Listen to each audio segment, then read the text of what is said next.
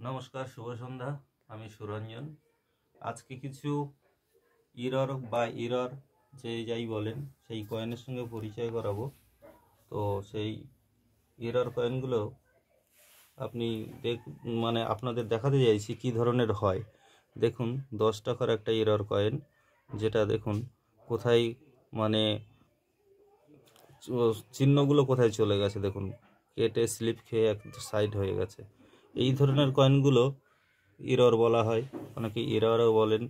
তো এই কয়েনগুলো যাদের কাছে আছে, এগুলো আমাদের কাছে খুব ভালো দামে বেচতে পারেন। আমরা সোনারপুর থেকেই এটা কালেকশন করে নেব, বাড়িতে আসতে পারেন, কিংবা আপনারা যোগাযোগ করলে আপনাদের কাছে আমরা পৌঁছে যাব। আর আরও কিছু আছে ইরর কয়েনগুলোর মধ্যে, যেমন 2 টাকার কয়েনগুলো আছে। দেখুন, এই দেখুন, যেটা ডাইস ছিল, ডাইস থেকে বেরিয়ে গিয়ে একটা সাইড হয়ে গেছে। সেই সঙ্গে আরও আছে, আরও অনেক ইরর কয়েন আছে, যেমন 5 টাকার এই কয়েনটা যদি আবার 2004-এর হতো এবং স্টার থাকতো, তাহলে এটা অনেকটাই দাম হতো। তবু এই ইরর হিসেবেই সে একটা ভালো দাম পাবে যদি কারো কাছে থাকে এরকম। আপনাদের ইরর কয়েনগুলো পরিচয় করানোর কারণ হলো, আপনারা অনেকে জানেন না যে ইরর বলতে কাকে বোঝায়। তো দেখুন, সাইড কেমন এক সাইডে বেরিয়ে গেছে, গিয়ে কয়েনটা দেখতে কেমন হয়েছে।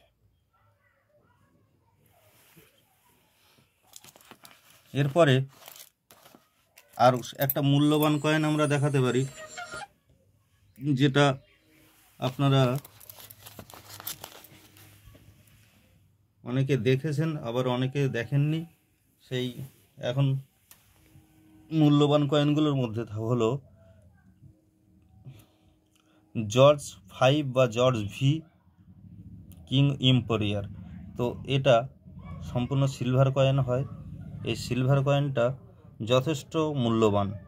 এটা কারো কাছে থাকলে আমাদের কন্ট্যাক্ট নম্বরে যোগাযোগ করতে পারেন, এবং এটা খুব যত্নে রাখবেন। যতটা ফ্রেশ থাকবে ততটাই ভালো মূল্য পাওয়া যাবে, ভালো দাম। আর সেই এর সঙ্গে আরও অনেক কয়েনই আছে যে এরকম দেখে আপনারা সিলভার মনে করবেন না, কারণ সিলভার কিন্তু দেখে বোঝা যায় না অনেক ক্ষেত্রে। যেমন কিছু কিছু নিকেল ইউজ হয়েছে যেগুলো সিলভার নয়। এরপরেও একটা কয়েন দেখাই,